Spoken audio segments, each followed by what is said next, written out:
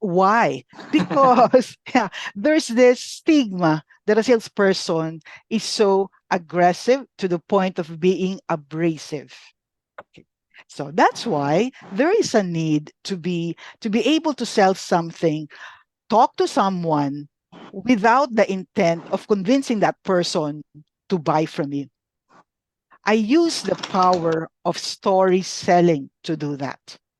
By sharing a story, by sharing a story, you're able to educate your audience about their present as well as their future needs and get to suggest what will be the best solution to address those.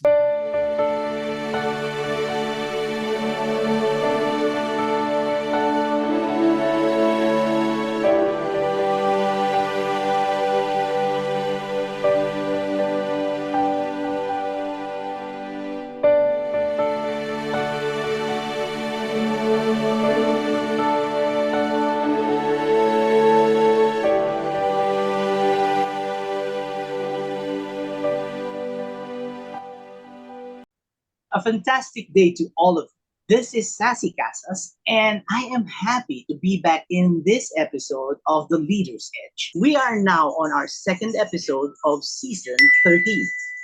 In this episode, we will talk about how to sell without selling. Our guest is a lovely lady who is a freelance resource speaker, trainer, and consultant. A former head of corporate sales cost and customer engineering of Smart Telecoms and brought Smart to market leadership in just 3 years. She also held the position of vice president of national sales strategic support in Sun Cellular Digital. She also consistently became the area manager of the year in Philcom. Ladies and gentlemen, let us all hear and welcome Miss May Williams. Good evening, good morning, May. Hi, good day, Sassy. What a nice introduction. Thank you so much. It's a privilege to be here. So, what would you like to know about Sell Without Selling? Okay, actually, before you we talk about sales or how to sell without selling, we would like to know more about you. What else can you bring into the table on how we can understand you more, and why are you the best source in sales? As you mentioned, I was the head of national sales for decades. The first one was with Smart Telecommunications, from Mhm. nowhere to being number one in just 3 years. And then after that, I joined Sun Cellular, the digital arm, where I was the head of national sales again and strategic support. So I have very concrete background when it comes to selling. I started from the ranks. When you mentioned I was given the area manager of the year, that's actually the first level in sales. We were just called area manager.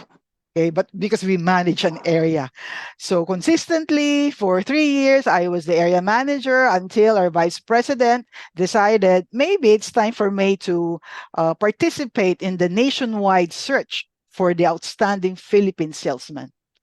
And there was this news Okay. item saying the outstanding Philippine salesman awardee is a lady, and that's me. Okay, so actually, I always say that sales is my core competence. I can manage a national troop with my eyes closed. When I retired, which is actually because of redundancy, when Smart acquired Sun Cellular, the management committee was given a golden handshake. And it was the time that I decided maybe I have to end my corporate career and venture into something else. That's the reason why I joined broadcasting, where I had this show, Women Business. It aired for 3 years, and we were recognized by the Kapisanan ng mga broadcasters ng Pilipinas as a best radio magazine program. Okay. After that came pandemic. I had to withdraw from it. Um, I ventured into being an online coach. Oh, Initially, Yeah, initially, after cleaning up the house for a month, there was nothing else to do. So I went online, I thought about financial literacy. So there were a lot of financial advisors who participated in that series. And many of them approached me asking, Miss May, how can we be as effective as you when it comes to presentation? So that gave me the idea. Well, I think God is telling me that the best way for me to propagate financial literacy is to train the financial advisors. So that was the Oh, turning point. And I became the expert presentation coach in the financial industry. okay. That's nice to hear because I am also in that field, and I'm really blessed that you are the one I'm interviewing right now. So actually, I started sales also in the 90s. I started with a real estate company. Oh no, with a book company. Colliers, Oh, and then I move on to the real estate business. And with that, I also attended a lot of coaching sessions, sales, and the particular back then I learned from from international speakers like mhm, uh, who's this Brian Tracy. mhm. Also, I don't know if you still remember Tom Hopkins. Yeah, The sales, yes. yes. Mhm. He went here. I went to his talk, and I even got a signed book from him. Wow. And that's what I've learned. Now I know that um, you are going to share with us, which is I am really excited about on how to sell without selling. Because Mhm. I believe that most people or most salespeople are in this uh, they are having a hard time not sounding like salespeople. And Yes. what advices can you give us when it comes to sales? Okay.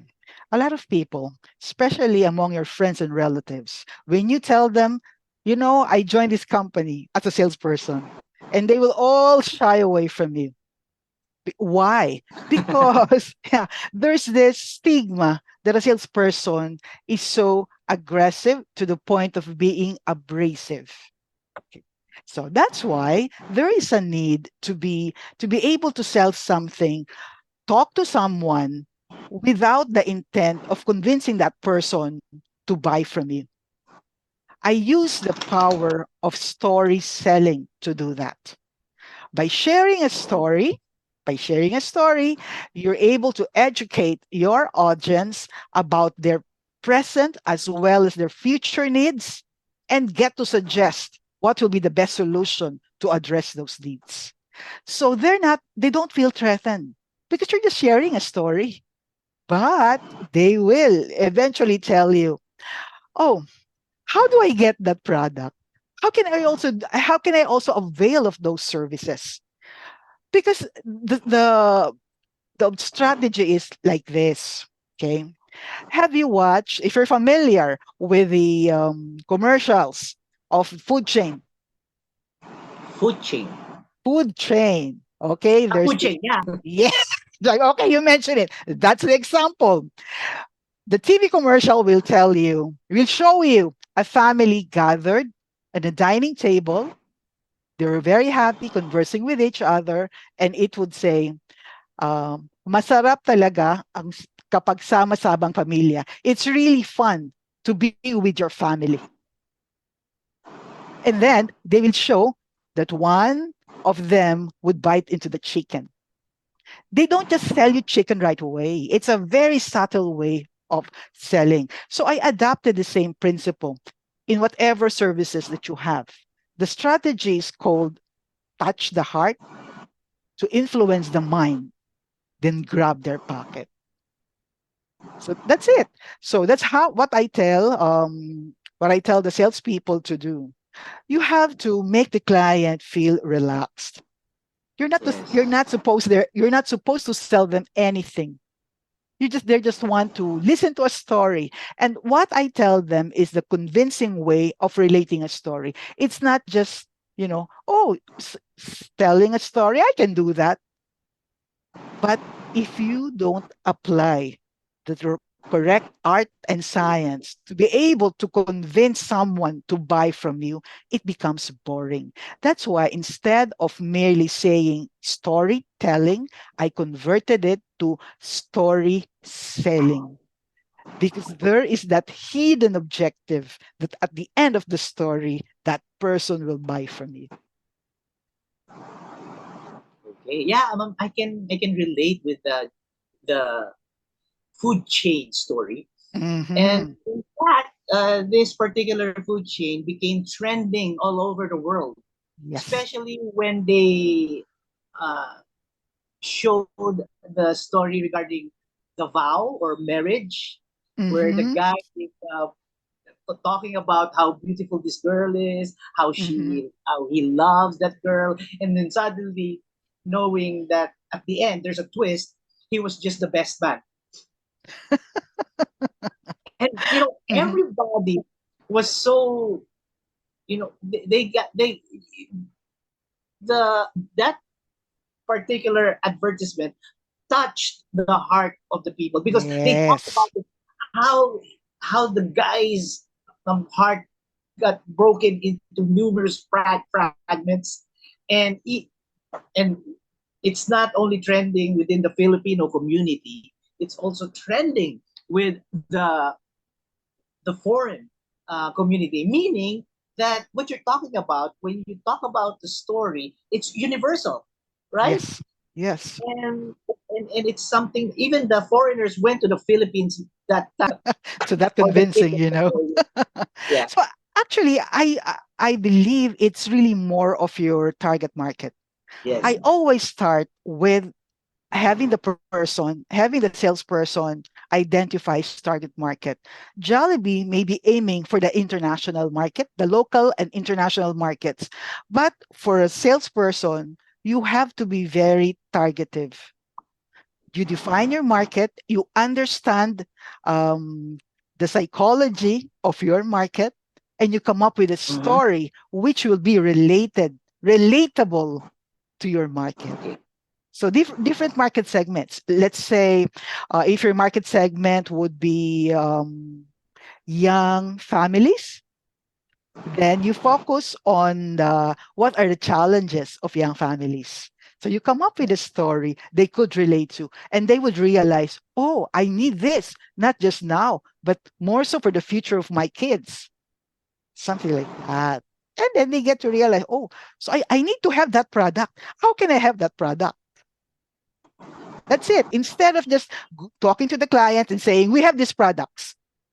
So very technical approach. No, this one is emotional approach instead of being technical. Okay. So basically what you're trying to say here is that you don't just barge into anyone's house and present.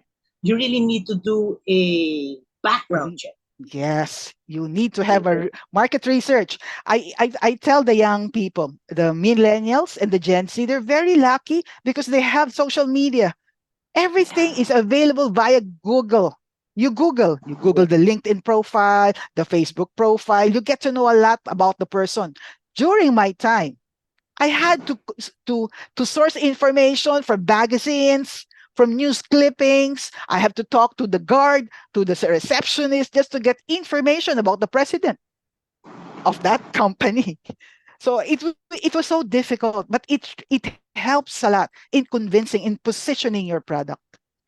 Um, I tell you something. Can I share one of my corporate accounts during my time in telco, in telecommunications? What do you sell? You just sell a line from one point to the other. That's basically it. I was selling international list lines. Okay, so and in telco, it's really more on relationship selling. Relationship meaning, if you want to penetrate a big account, that has already been um, considered a big account of one company, your competitor, to the point that all their children, their family, not just the person deciding on the product, but his entire family has already been befriended by the salesman of competition. How will you penetrate? So what I did is research on what the company is doing or prioritizing for the year. And the priority was then to be to achieve excellence in customer service. If you find out that the company is prioritizing excellence in customer service, who's the guy that you should talk to? The head of telecommunications or the head of customer service? So I went to the head of customer service and promised to support him with a variety of products. And then from then, I created some stories on everything that they could achieve in terms of excellence in customer service using our services. Okay. We won that account despite of the big hurdle that it's already a bailiwick account of competition. And we were just starting back then. I was there with Smart, but we were able to penetrate and be the top priority telecommunications company. Oh, So, wow. yeah, so sometimes the story that you will create, or oftentimes the story that you will create, is not generic. You have to go deep on the customer's profile to be able to understand exactly how to penetrate. I see. Amazing. Okay, there's this one question that I really want to throw to you. Um, I read your file and I saw there that you once become a beauty queen and Long time ago. Oh my God. well, you still look lovely and beautiful. Now, my question is it really an advantage for a person to have the looks when it comes to selling? You have to be not you don't have to be a beauty queen to do that, but you have to be decent enough to approach a client. Okay. One of the elements when it comes to presentations, of course, the first one would be your presentation material, your slides. Second would be your spiel. But the third one is how to establish credibility. Okay. You have to be presentable, first and foremost. Okay. You have to dress up, not necessarily wearing coat and tie, especially with the weather here in the Philippines. Yeah. So you'll be sweating all over and it destroys your credibility, your image. Okay. So wear something that connotes your authority, but at the same time, you're approachable. Okay. So that's one. And another one is, as you know, what I always tell my salespeople, there is only a limit when you are um, gifted with a nice body, beautiful face, and all. What makes you still successful as you advance your age and there will be younger people joining the bandwagon? What's your distinct advantage? Your intelligence, your experience. So you have to keep on reading and enriching yourself as a salesperson. You still will win the deal. So you don't, okay. In our company before, there were two groups, okay, of salespeople. According to the president, when he met with me, May, the other group, they sell with their smiles. Your group your group sells with your brains. That's why I always promote that my people really know the products well. You have to know your product by heart. Otherwise, when an interested customer makes a follow through question and you couldn't respond to it, so even if you're the most beautiful person that he has gotten in touch with, he won't buy from you. Okay. You have to be presentable. period, but you have to be competent when it comes to your products and services. Okay, that's amazing. Yeah, you know, I there is actually an experiment about that. You know, the beauty. Mm-hmm. And Mm-hmm. you're right. It's not about the beauty, but more of how presentable you are. Because they have Yes. two set of people. One, a, a set of, first set are people who are top models and just Mm-hmm. ordinary people. Mm-hmm. So when they wearing the same thing, they always choose the beautiful ones. But when the ordinary people wears differently, better than the beautiful ones, they chose the ordinary people. So it really is about how to present yourself. Thank you for making that clear. Now, another question of this, I'm sure most of our the people who are going to watch us who are in sales would love to know is that what if there are people that you visited for you to pitch your product, but they already have a choice in their minds? How can you turn that around? Okay. So they like this one, like the one that I shared with you, the head of telecommunications. The head of telecommunications is a good friend of our competitor, and there is no way I could change his mind. For me, there is no way I could change his mind. So that's usually is the path to penetrating a client when you are in the telco business. You go to the telecoms guy. But knowing that they've been with the competitor for many years, I don't have a chance. Okay. Whatever I tell him, he'll block it off. That is the reason why I researched what is the priority of this company. And that's when I found out excellence in customer service. That was their battle cry that year. So who would have a very strong voice in that company that year? The head of customer service. And I found out how dissatisfied he is with the services being offered by the telco head in that company. So I told him, if I can provide you the following, to ensure that your clients will be served to the level of excellence you're aspiring for. Will you switch to us? Will you recommend to the president you'll switch to us? That's how I got the deal. So Okay. sometimes you have to come up with a backdoor strategy. For personal, okay, you're talking with the husband, but actually he doesn't have a say about it. Typically in the Filipino setup, when you talk to the husband, he would say, I have to talk to my wife. I have to talk to my wife. Might as well study the profile of the wife before you even approach the wife.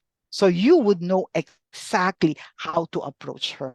It takes research. That's why market research is very important. But these days, you don't need an entire department for market research. You just Google and research on your Yeah. own. Actually, I have a horror story about that. Talking about the wife, because we all know before we go to our prospects, there's always a gatekeeper, usually the secretary, right? Yes. There's this person who approached the secretary, and then the secretary told that guy, I don't think Mr. So and so would buy your investment. And then this guy said, who are you to tell me that? You're just a secretary. Let me talk to your boss so he will tell me what he wants. Not knowing that the secretary was also the wife. And That guy didn't that's research about yeah, it. He and failed to research about it. yes, and that's why we need to do what you are telling us. And I thank you for that. So yeah. Now moving on to that, let's go. How can a salesperson um go through the obstacle, which is the gatekeeper, the secretaries? Don't treat them as an obstacle. Befriend the secretary. Befriend the secretary. Then you research on the secretary. What are the favorite food, or anything? What's the hobby of the secretary? Okay, so that's it. When I was just starting in my sales career, I befriend the guards. I tell them what time does the boss come in? What time does he come home? When I pass through the guards, okay, then I talk to the secretary. And then I also befriend the secretary. And I usually say, if the boss is not available, who is the next in line? Maybe he has time for me. And usually I had the chance to speak with the next in line. And for these people, nothing is confidential. Maybe you want to speak with the vice president, the available is the manager. You talk with the manager. On the manager level, and you know how to talk with him nicely and all, they don't have anything uh, to claim as confidential. They'll tell you everything. Whatever you ask from them, you would have all the information you need, even if not manager, supervisor, rank and file, anyone I could speak to in that organization. Because these are the people who would give you all the information so that by the time I have the chance to speak with the president or the vice president, I have the complete information. When I send an email to him, it will catch his attention because I know a lot of things already happening within the organization. Yes. Amazing. Yeah. And I believe what you're saying, that we have to befriend them. Yeah, because of the horror story I shared with you. I was um I was glad that I heard about it, and I did a similar thing that you told me when I was still in the real estate industry. Mhm. So you before, sometimes the gatekeeper are hostile to people who may interrupt their boss's business, especially the salespeople. So this particular secretary told me, no, Mr. So and so is not interested in that.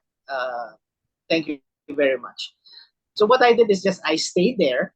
Um, I told her the next day I went there. I stayed there. And told her I just wait for Mr. So and so, and then the secretary said, "I'm sorry, but you're going to waste your time." It's okay, ma'am. I will just sit here quietly. Um, if he won't come, then I'll just leave.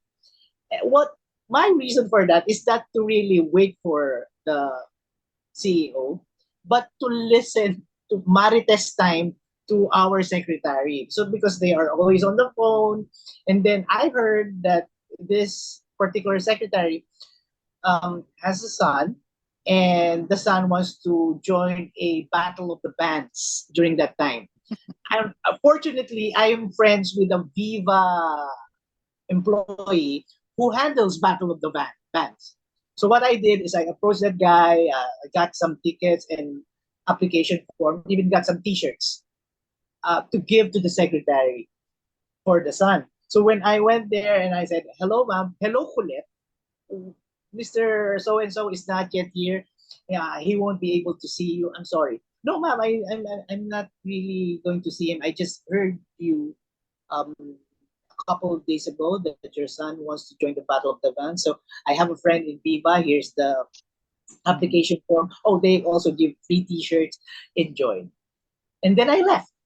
And then an hour after, she called me because I left her my card, and she, arranged a meeting with me and the boss. And that is Mhm. why I really agree 100% to research and to be kind to the secretaries and whoever is the person you access the prospect with.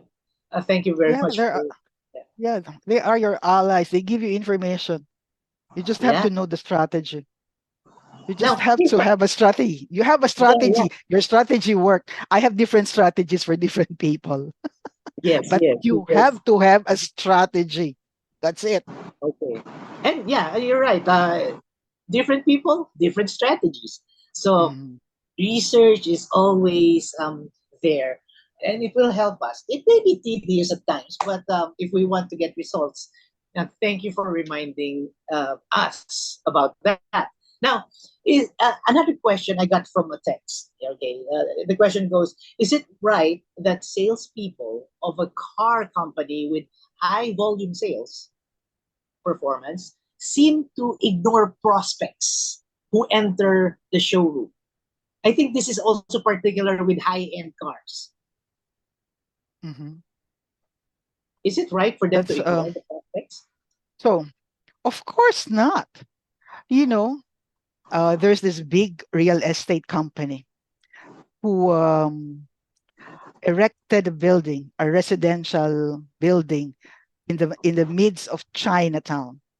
Do you expect these Chinese, the rich Chinese, to go there in coat and tie? No, they go there in slippers and t-shirts, and they are the ones who buy several condominiums in that project. So similarly, when somebody who's not really dressed up so well, and you feel that this is not my market, this person does not have the financial capacity to buy my luxurious cars. No, be nice to everyone. Be Yes. nice to everyone. Maybe that person cannot buy, but he has a rich uncle who can. And if he tells his uncle, I met this sales lady. She's very nice to me. She even showed me the car and it has all these features. Then you get a sale. Be nice to everyone. Even as a salesperson, it's a 24 by 7 job. We say that it's easy to be in sales because time is flexible. Time is flexible because it doesn't end. Even on weekends, when you go to the supermarket, when you go to the wet market, you have to be presentable and you have to be nice to everyone because you don't know if the person in front of you is the market you've been waiting for. This is the client you've been waiting for. So be nice to everyone. Even if Yes. you're not in sales, be nice to everyone. Okay. Okay. Oh, here's another question. I'm sure a lot of salespeople can relate to this. How should an agent handle a demand for a rebate from the customer? It depends. I have to investigate. What is the reason for asking for a rebate? Rebate is very prevalent in a service industry, especially if they pay monthly and then your services were down for a few days. You validate the complaint. And if the person is entitled to a rebate, give the rebate. That's customer service. In any instances, a mad customer, an enraged customer will tell about it, especially now in social media. They'll vent out in social media. Don't buy from this. So and so, this is my experience. But if you're able to reverse the situation and turn this customer into someone who truly understands what happened and happy with whatever you're able to give him in return, in exchange for a bad service, they would still stay. Any client who keeps talking about how bad the service is or you should improve, they still would like to be in the network, to be a client. A client who has really decided to leave you will Okay. not utter a word and just leave. Now, how about these clients or prospects who just want to get your commission as rebate? How can we deal with them? No, I have to explain to them what is the reason for rebate, and we have rules and guidelines in being able to grant rebates. So if his complaint does not warrant a rebate, then I'm sorry, I couldn't give you the rebate. That's it. Okay. Because during my first time as a salesperson, a friend of mine really approached me and asked for rebates. And since I'm a newbie, I said yes. And then I learned that, oh my god, why am I doing this? I'm doing everything for this client and he's so demanding and he got my commission and he treats me like I'm his slave. Yeah. So yeah, you're right. I really have to, even though he's a friend or not, we just have to reason with him. Now, Y- recently mm, I read a lot of people losing their jobs because of AI. Uh, mhm. right now, probably the people who's heading the chopping board are artists, layout artists, because the AI can do that, and writers, even writers can be replaced by AI. Do you think salespeople can be replaced by AI? You know, when my salespeople complain about how bad the service is, and there is no such thing as a perfect service, I tell them, be thankful that the service is not perfect because we get to keep our jobs. Clients would still want to speak to a salesperson, especially if there are complaints. So, the more problems we have in the services that we provide, the better for the salespeople. You get to keep your jobs because if the service is so perfect, they can just automate everything. And then a customer would not demand speaking with an agent. Yes. I really I can feel you on that, because I for myself, whenever I call a bank and they always give me the recording, I have to push these numbers and this. Oh, I'm so angry, and then I won't be able to speak with anyone. That really makes my day. But Yeah, yeah, that's hopefully, mhm. yeah. that's So that. mm, That's what we yeah, go call the ahead. IVRS, the interactive voice response system. And I cut the services of a credit card because I couldn't get to the agent. It's all a cycle of choose this, choose that, press this, press that. My God, I have to speak with an agent. So might as well I cut the services of that card. I went with another company. Yeah, that's really irritating on my side as well. That's why you're correct on that. Now, thank you very much for all the insights that you have shared with us. Now, um, can I ask you if how our viewers can reach you if they want to learn from you? And do you have a show or a channel? Okay, thank you very much for asking. Right now, you can reach me in my Facebook or my LinkedIn account. It has the name Macy Villa. I also have a book I'd like to share with everyone. It's Sell Nice. Without Selling. If you're interested to get one, this one focuses on standout presentation skills. Okay. The Sell Without Selling technique is a technique that you can apply in the entire selling cycle. But this one focuses on the client presentation because there are two major challenges in the sales cycle: lead generation and client presentation. I started with the client presentation because as soon as you're ready, lead generation will be easy. I have a master class for both. Um, for standout presentation skills and also for lead generation. If I also do consultancy. So if you're part of an organization wherein you're having a hard time improving the level of sales performance, considering that we're almost through with the first half of the year, now is the time to probably ask somebody else from outside your organization to take a look and see how a mentor or a coach like me help you improve your performance level. I usually conduct focus group discussions among the salespeople so that I can customize my talk to them and also my training program. So that's it. Just find me in LinkedIn or in Facebook and let's talk. Let's discuss. Okay, thank you very much for that. Are you also accepting one-on-one coaching?